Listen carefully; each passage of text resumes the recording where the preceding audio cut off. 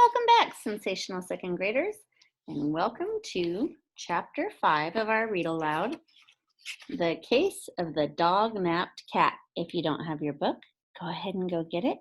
We're going to start reading Chapter 5. Starts on page 37, and it's entitled Roadblock.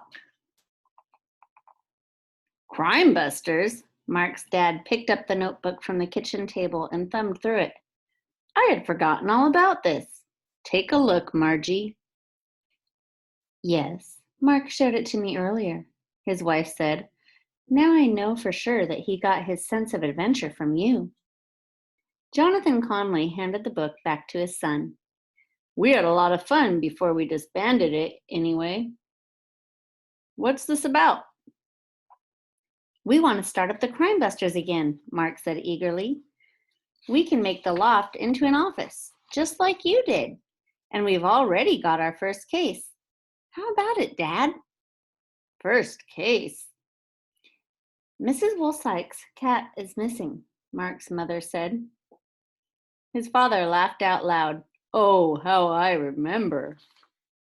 Then he grew more serious. Now, if you accept cases, son, you realize you have a responsibility to your clients. Yes, sir. Then, welcome once again, Crime Busters. Thanks, Dad. Mr. Conley smiled at the three friends. Maria Dolores, you keep these boys out of trouble, okay? She grinned. Sure thing, Mr. Conley. Come on, let's get started, Mark said. He headed back up to the loft, deep in thought. Maria Dolores and Corey followed. We've got to get into the suspect's mind, Mark told his partners, and the best way to do that is to reenact the scene of the crime. He pulled out his casebook and leaned on the desk. But we don't have a suspect, Maria Dolores said. Too bad you aren't a cat, Corey said. His braces glinted in a big smile. That's it! Mark snapped his casebook shut. You've done it, Corey. What? Corey asked. Mark caught hold of the rope. Follow me, Crime Busters. As he pulled out of the driveway on his bike, he looked back.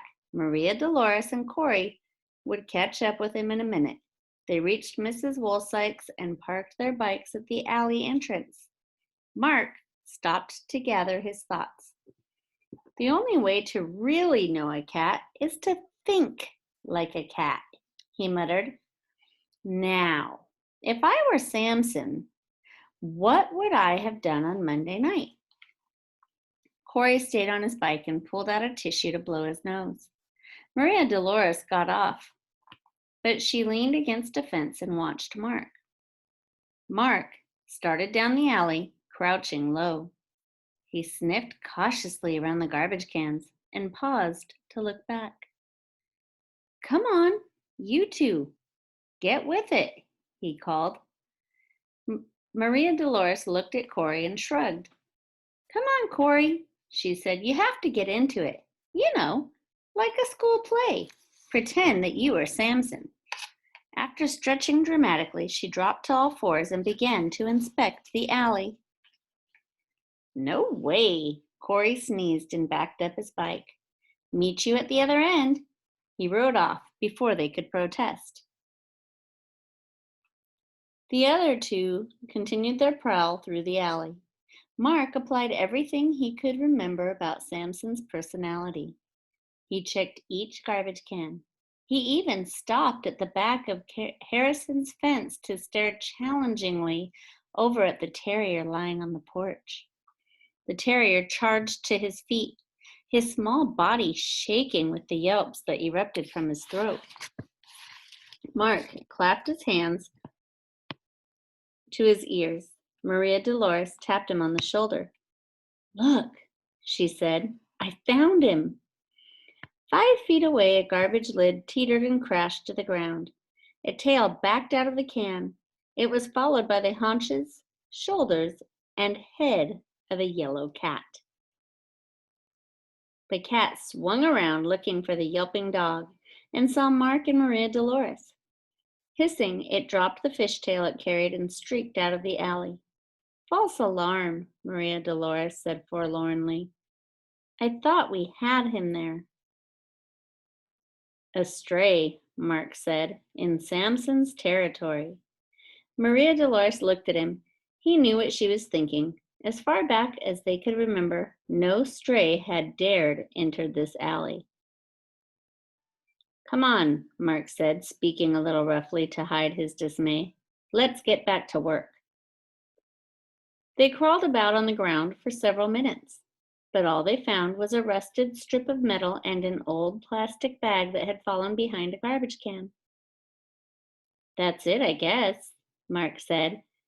We just went down a blind alley. Maria Dolores giggled. Well, it's not a total loss. I found out I can do a better cat than you can, she said. Yeah, watch this. Corey was standing by the fence. Guys, his voice was quiet. Not now, Corey, Mark said impatiently. He did his best imitation of a cat stretching. Mark, just a minute, Mark said. He tripped over a sneaker. Watch it, Corey.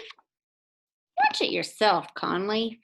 Mark leaped up and found himself face to face with a tough-looking blond boy. What's the matter, Conley? The boy gave him a mocking grin. Still playing follow the leader with your little friends? I tried to warn you, Corey muttered. Well, the boy's look was challenging.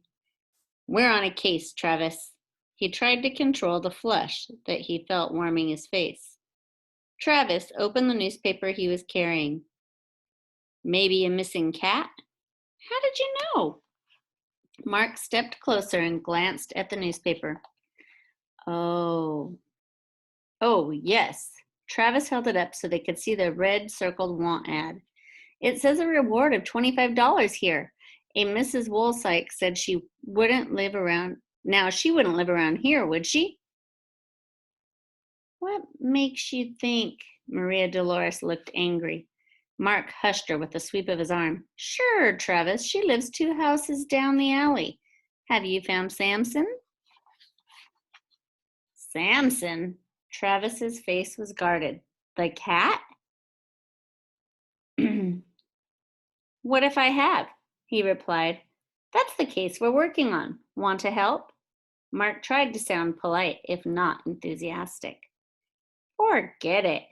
Travis stalked away in the direction Mark had pointed. Then he shouted back, and forget about the cat, Conley. I've got it covered. When he had disappeared from sight, Maria Dolores straightened up, black eyes snapping. Ay, that guy makes me furioso. Getting mad isn't the answer, Mark said. I know. Maria Dolores looked sorry. You don't suppose he has Samson, do you? Travis Burke lives out near the edge of town. As far as I know, Samson doesn't roam that far away from Mrs. Woolsike. Who really knows how far that cat goes? Corey said, sounding discouraged. Nobody, I guess. Except the last one who sees him. Maria Dolores started back down the alley. Let's get our bikes. I'm not going to catwalk one more step, Mark Conley. It took them until late afternoon to trace Samson to the Taylor's house. Monday night was the last night we saw him, Mrs. Taylor told Mark, and I wouldn't care if he never comes back. Corey laughed. Why not? He asked. That horrible cat chases my Blackie away from his food dish every night. I finally ended up putting out food for the both of them, but is that good enough for that domineering mistake for a cat? Mrs. Taylor paused to take a breath. Of course not. He takes it all and leaves my Blackie with no food and no bed. I've got a good mind to call the animal shelter. He ate here Monday night? Mark carefully recorded the information in his casebook. Yes, and it serves him right, too. Taking Blackie's food. Mark gave her a puzzled glance. What serves him right? Why, getting drugged, of course. Mrs. Taylor cuddled her pug close to her chest and stroked his head. Poor Blackie. She looked at Mark angrily. That's what comes of having riffraff like that in the neighborhood. Someone got so mad at him they drugged my Blackie's dish just to get rid of that cat. Drugged? Mark's eyebrows went up. He scribbled hastily. That's what the vet said. Tuesday morning we couldn't even wake Blackie up. He'd eaten it all, you see. All of what? The rest of the food in the dish, of course. Blackie ate it. And it was really drugged? Maria Dolores asked. Yes, some sort of sleeping drug. Did the cat eat out of the dish? Asked Corey. I guess so, Mrs. Taylor replied. He always did. Sometimes he only ate a mouthful, but he always took enough to aggravate Blackie. Maybe Samson got sleepy and was run over by a car. Corey's voice was not particularly gloomy. Maybe, Mark said. Thoughts whirled through his head. He wrote quickly and closed the book. We'll check back with you later, Mrs. Taylor. Maybe we'll have a line on the person who did this. I hope so, she said, stepping back into the house. Who would think that something like this could happen in Boca Cay of all places? They went down the sidewalk to their bikes. Where now? Said Maria Dolores. We've reached a dead end. Mark flinched. Just a roadblock, not a dead end. Well, we've already talked to Mr. Johnson, where Samson usually went next, said Maria Dolores, so Samson didn't go any farther than the Taylor's house. Then the trail does end here. It stops cold. Mark balanced on his bike. A drugged dog, a missing cat. Come on, let's go. Hey! Corey and Maria Dolores spun off after him. Where are we going? To see Sheriff Hadley, Mark called back. I want to know just what case he's working on. That's the end of chapter 5, boys and girls. We will read chapter 6. It'll be part of your bonus stuff on Monday. Thank you so much. Bye.